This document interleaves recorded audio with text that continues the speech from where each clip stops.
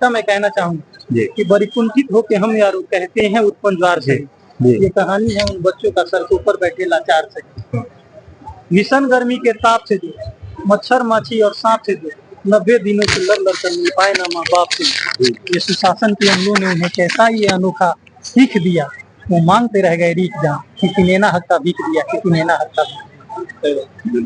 जब उन छात्रों का हौसला टूटने लगा, जब वो छात्र अपने को असहाय महसूस करने लगे, तो एक छात्र कहता है कि अब सब्र का बांध भी टूट रहा, हिम्मत ना हौसला जुट रहा। अब सब्र का बांध भी टूट रहा, हिम्मत ना हौसला जुट रहा। अब अंतिम आस तो न्यायालय थी, बच्चों ने याचिका डाली थी, पर वहां भी न्याय मिल न सका। बेबस थी न्याय हारा थका, पर वहां भी न्याय मिल न सका। बेबस थी न्याय हारा थका। अब कड़क निर्णय की बारी थी, सियासत की तैयारी थी। छात्रों ने दिखाया आक्रोश अपना, सड़कों पर उतर कर जो सपना। जब वोट मांगने को निकले, परिवार ने ऐसा चीख दिया, तुम पेपर बेचने वाले हो। करारे हार से सीख दिया, करारे हार से सीख दिया। और जब बच्चा वो लौट जाता है घर पे और जाके अपनी पूरी परिस्थितियों को अपने माता पिता के साथ शेयर करता है, उसी दरमियान जब विधानसभा चुनाव आती है और स्थानीय प्रतिनिधि वोट मांगने जाते हैं, तो उसकी माँ क्या कह रही है उस छात्र का कि तुम पेपर बेचने वाले हो, तुम पेपर बेचने वाले हो, तुम्हें कैसे अपना मत दे दे, तुम्हें बैठने के खातिर जालिम ये माँ कैसे चौकट दे दे। अतिकोप भरी आंखों से पिता ने ऐसा जोर कर डांट दिया, अतिकोप भरी आंखों से पिता ने ऐसे जोर का डांट दिया। बच्चों के सवालों को लेकर विचारों से उन्हें मात दिया। इतने में वो अभ्यर्थी जो 90 दिनों 100 दिनों तक गर्दनी बाग में बैठा था, वो असहाय लड़का आ जाता है और वो लड़का असहाय लड़का ने पूछा कि क्या क्या जुमले लाए हो, अब वोट का समय जो आया है तो हाथ जोड़ने आए हो। इतने में आंगन से बहना ने ऐसा जोर का चीख दिया, इतने में आंगन से बहना ने ऐसा जोर का चीख दिया कि भैया हार गए वो अहंकारी, हमने सत्ता बदल दिया, हमने सत्ता बदल दिया। तो ये हमारी संवेदना और हमारा डर था। बहुत कुछ नहीं कहूंगा, लेकिन इस कविता के माध्यम से सब कुछ कह दिया, अपनी भावों को अपने विचारों को आप तक रख दिया। जिनको अच्छा लगेगा, जिनको उनका भी स्वागत है, जिन्हें अच्छा नहीं लगे उनका भी स्वागत है। बहुत बहुत धन्यवाद, बहुत बहुत। इसमें जैसे भाई ने हमारे बहुत अच्छा कविता से बना, और मैं भी एक बिहार के नागरिकों से, आम नागरिकों से आह्वान करूंगा। देखिए, इस भय से जो मैं कह रहा था कि एक सप्ताह में आ जाएगा, वाई को जो गंदगी फैला रहा है उसके साथ खड़े मत रहिए। जो आपके बच्चों का हक मार रहा है तो उसके साथ खड़े मत रहिए। जो आपके छात्रों को सड़कों पे दौड़ा दौड़ा कर पीट रहा है उसके साथ खड़े मत रहिए। पूरे देश में ये बातें कही जाती है कि बिहार में जातिवाद की राजनीति होती है। हम सब छात्र हैं, हर कोई एक किसी न किसी एक जाति से जुड़ा हुआ है।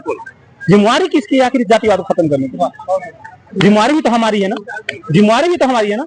ये तो नहीं है जिम्मेवारी ना। आप चिराग पासवान का स्टेटमेंट सुनिएगा सर, इसी बीपीएससी वादे पे वो पब्लिकली मीडिया में आके एडमिट करते हैं कि पेपर में धांधली हुई है। उनके घर के छात्रों ने भी, उनके घर के बच्चों ने भी, एक मेरा दोस्त है उनका अपना भंजा, उसने एडमिट किया कि हाँ पेपर में धांधली तो हुई है, लेकिन मैं चूंकि सत्ता में हूँ तो मैं इसके खिलाफ बोल नहीं सकता। ऐसा बोला ऐसा बोला, रिकॉर्डिंग है, रिकॉर्डिंग है मेरे पास, है रिकॉर्डिंग है, टीवी में है। आप मुझे बताइए सर कि ये वीडियो सब जगह पूरी न्यूज में है। बिहार की क्या इतनी मानसिक चेतना नहीं बची है कि इस बात को समझ सके कि जब इतना अपराध हो रहा है तो हम फिर शांत क्यों रहे? क्या बिहार की इतनी मानसिक चेतना नहीं बनी है कि पूरा बिहार में सारा बंदी है? ठीक है, तो नीतीश जी की मानसिक संतुलन इतना खराब कैसे हो रहा है? या तो इंटॉक्सिकेशन है, समझिए सीधे मैं बोल रहा हूँ, आरोप लगा रहा हूँ, या तो इंटॉक्सिकेटेड है वो, और नहीं तो उनका मानसिक स्थिति संतुलन बिगड़ गया है। अगर मानसिक संतुलन बिगड़ गया है तो भाई बिहार सरकार के मुख्यमंत्री है, बिहार के मुख्यमंत्री बिहार के राज्य के दुनिया का जितना बेस्ट से बेस्ट हॉस्पिटल हो सकता है वहां ले जाकर इलाज कराइए आप उनको। आप वो भी नहीं करते हैं। बिहार में सारा बंदी है, अगर वो नहीं करते हैं, आप पब्लिक रिपोर्ट नहीं कर रहे होंगे मेंटल स्टेटस का रिपोर्ट क्या है, तो इसका मतलब इंटॉक्सिकेटेड है वो। और अगर इंटॉक्सिकेटेड बिहार का सीएम है, चीफ मिनिस्टर है, तो बिहार के नागरिकों को शराबबंदी के नाम पे क्यों जेल बंद किया जा रहा है? पूरा दिल्ली जेल शराब पीता है। दिल्ली में तो सब नहीं लड़ रहे हैं, दिल्ली में तो बीवियों को नहीं मार रहे हैं। पूरा फ्रांस जो है, हम शुरू में पढ़ते फ्रांस पूरा सुंदरियों का देश है, वहां तो नहीं अपने बच्चियों को बीवियों को मार रहे हैं। ये जो खेल चल रहा है, और वो बिहार के नागरिक जो घबरा जाते हैं कि कहीं विपक्ष सत्ता में ना आ जाए, तेजस्वी की सरकार न बन जाए, तो फिर से जाति वोट करो। मांझी इकट्ठा, पासवान इकट्ठा, बीजेपी की तरफ से कोहनी इकट्ठा, जदयू की तरफ से जो है कुर्मी कोहली और कुछ ईवी से इकट्ठा, सरकार बना। ये खेल से छात्रों के साथ अन्याय होता रहेगा।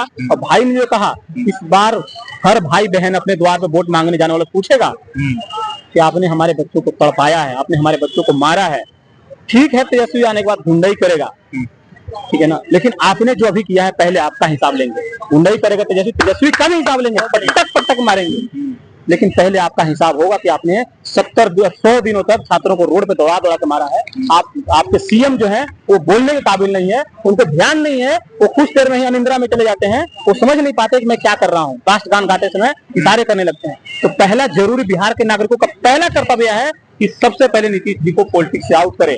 और जब तक मैं एक और रिक्वेस्ट करूंगा कि कोर्ट में हम लड़ेंगे बीपीएससी की लड़ाई, सुप्रीम कोर्ट में लड़ेंगे, लेकिन इस लड़ाई को सबसे ज्यादा जरूरी लड़ने की है तो सड़क पर लड़ने की जरूरी है। क्योंकि सरकार अल्टीमेटली घूम फिर के जो है कोशिशें कर रही है, चाणक्य नीति ये खेल रही है कि इनको लड़ा के कैसे भी सरकार बना ले। और सरकार बनेगी तो हाईकोर्ट, पटना हाईकोर्ट, यकीन मानिए ऐसे ही फैसला देते रहेगा। पिछले 15 साल का रिकॉर्ड उठाइए, पटना हाईकोर्ट का एक ऐसा ऑर्डर नहीं है सरकार के खिलाफ जो सिविल राइट को बचाता हो और सरकार के खिलाफ हो।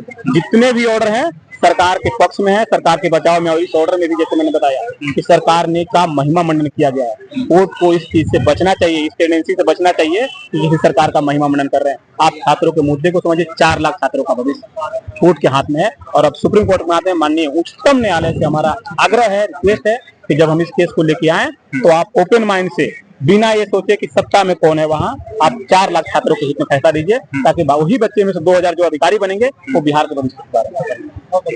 तो दोस्तों देख सकते हैं छात्रों का दर्द कविता के माध्यम से, अपनी बातों के माध्यम से लगातार 100 दिन से ज्यादा हो चुके छात्रों को आंदोलन करते हुए, लेकिन उनके पक्ष में फैसला नहीं आया। संतुष्ट नहीं है छात्र, सुप्रीम कोर्ट का रुख करने जा रहे हैं। किसी प्रकार की हम लगातार जानकारी दे रहे हैं। बीपीएससी आंदोलन जो चल रहा है 100 दिन से, हमने हर एक प्रोटेस्ट को कवर किया है और पूरी जानकारी के माध्यम से आप लोगों को बताया है। हमारी मुलाकात अगले वीडियो में, तब तक के लिए नमस्कार।